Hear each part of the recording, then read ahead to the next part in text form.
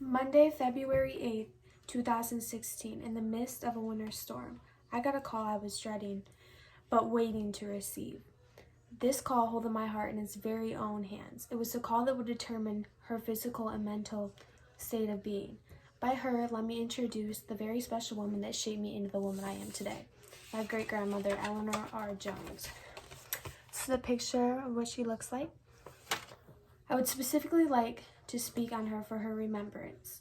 She was a very big part of my life and one of the reasons why I am the way I am today. Eleanor will be remembered for all of her amazing qualities and her extraordinary personality, but today I'm going to focus on two very important qualities that make Eleanor so special. First, her ability to make anyone smile, and secondly, her willingness to help any and everyone. Let's start with, this woman's whole era made the room a brighter and happier place. I couldn't remember a time I was around her that someone wasn't in a good mood.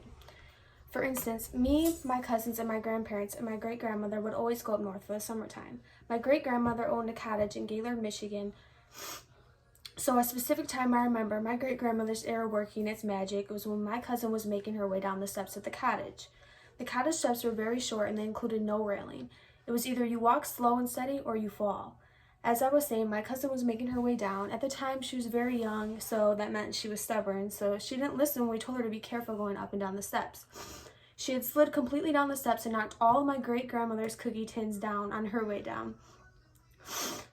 Not only that, she landed flat on her face at the bottom of the steps with all of us staring at her, besides my great-grandmother. She was always in her rocking chair in front of the TV or in a chair placed in the sand on the lake, which was only a minute walk from her cottage. My great-grandmother had heard the loud thud of my cousin falling down the steps and came over to my cousin.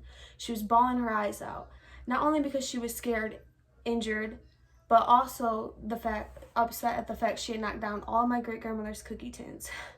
So my great-grandmother came over and comforted my cousin and made sure she wasn't injured and that everything was okay, and told her that she needed to be careful next time. My great-grandma had the air to make my cousin calm completely down, while the rest of us, including my grandparents, me, and my other cousins, we couldn't. She didn't want any of us to talk to her or help her, just my great-grandma. Not only could my great-grandma's air make anybody smile, now I'd like to talk about her very kind heart. This woman would help any and everyone that she could in any way possible. It was something so admirable about her. I could have my leg amputated, and if my great-grandmother could give me one, she would. If you didn't get the gist, my great-grandma would literally help anyone, even if she doesn't know you. I remember a specific time when I was headed to pick some food up with my great-grandma. We had stopped at a red light, and there was a middle-aged man that looked homeless. She had pulled in the parking spot next to him and immediately rolled down her window. She asked the man if he was hungry and if he would like something to eat. This was the first time I'd ever seen someone give someone food. At the time, I could have only been at least 10 years old. This was so admirable at the time and just showed me how big of a heart my great-grandma truly had. It also shaped me into the person I am today. Now, any chance I have to give back to someone, I try to do so myself. As said at my great-grandmother's funeral, God saw you getting tired, a cure was not to be.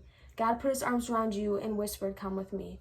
With tears we watched you suffer and saw you fade away. Although we love you dearly, we couldn't make you stay. God held his hands out to you and touched your gentle face. Now we know you rest in peace in God's most heavenly place. Like I said before, the two things I shared today about Eleanor is no way capable of amounting to the incredible woman she was. It was just two amazing things I wanted to acknowledge today. So today on 4/20/2020, it was important for me to share the amazing two qualities of my great-grandmother: her ability to make anyone smile and her overwhelming willingness to help anyone. To this day, on February 8th of every year, I reminisce on the passing of my beloved great-grandmother.